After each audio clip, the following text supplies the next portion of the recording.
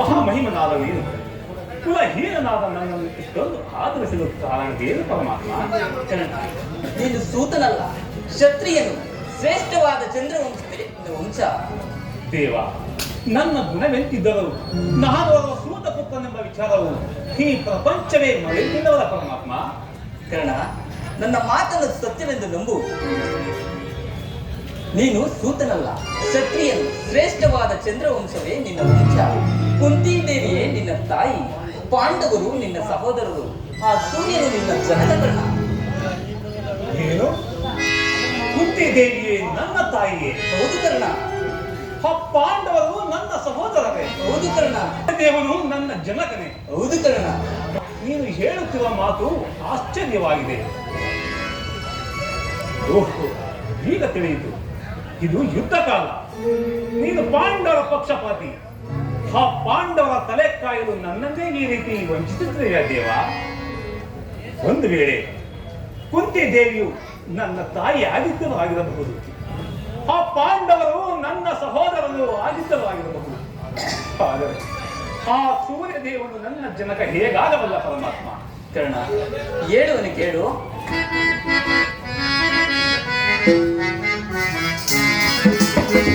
ಮಾತನು ಪ್ರೇಮವೇ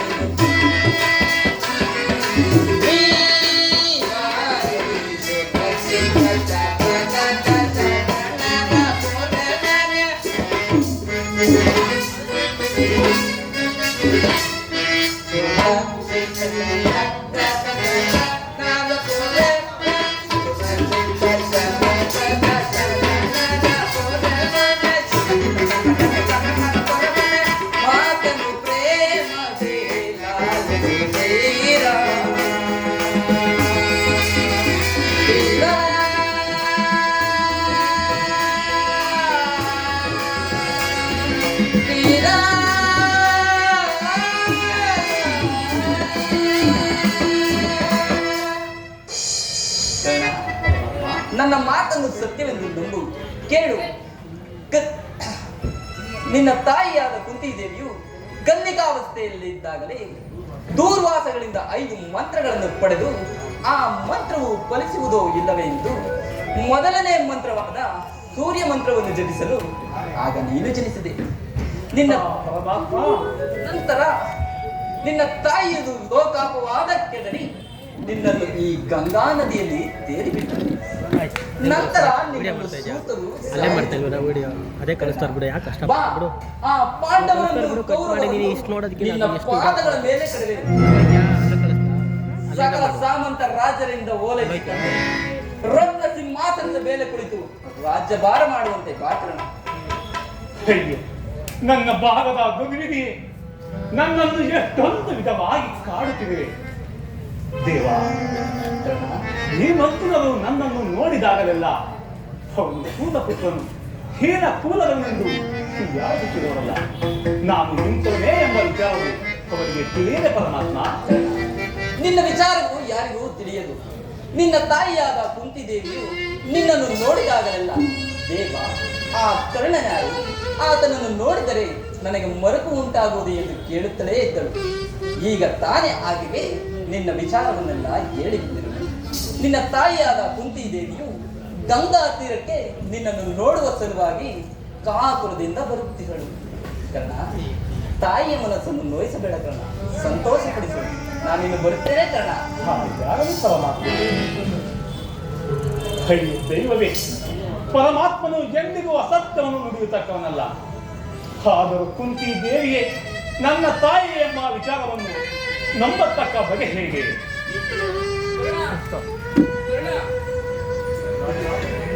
ಕರ್ಣ, ನೀನು ಸೂತನಲ್ಲ, ಕ್ಷತ್ರಿಯನು.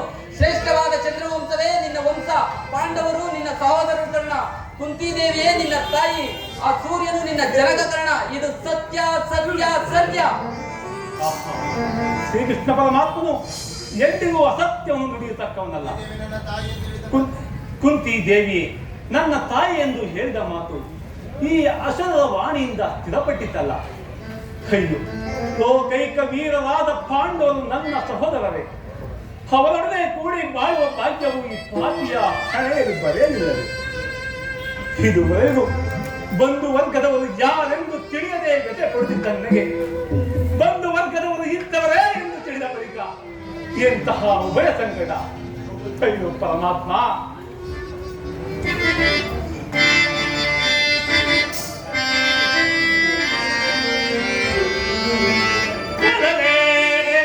ಪಾಂಡು ಕುಮಾರವಂ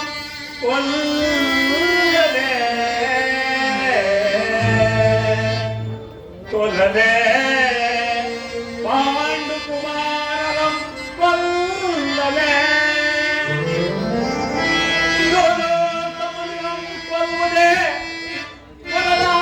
ಬಿಟ್ಟನೆ ಗೌರವೇ ಧರೆಯೋಳು ಸುಖ ಸಂಪತ್ತಿನೆಂಬಾರೇ. ಅಯ್ಯೋ ಪರಮಾತ್ಮ, ಛಲದಿ ಪಾತ್ರರುಂಡವಂ ಧರಿದು ಛಲದಿ ಪಾತ್ರರುಂಡವಂ ಧರಿದು ಮತ್ತೆಲ್ಲ ಸ್ವಾಮಿಗಾನಂದವಂ ಸರಿಸಲಾಗದೆ ಪಾತ್ರಗೋಳ ಸೆರಗೆ ನಾಕುತ್ತಾಗದೆ ಸಾಯಲೇ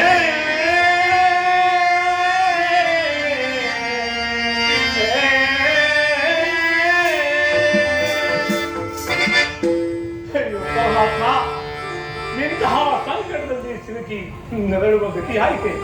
ಇನ್ನು ಚಿಂತಿಸಿ ಫಲವಿಲ್ಲ. ಶ್ರೀಕೃಷ್ಣ ಪರಮಾತ್ಮನು ಹೇಳಿದ ಹಾಗೆ ಗಂಗಾ ತೀರಕ್ಕೆ ಹೋಗುವೆನು.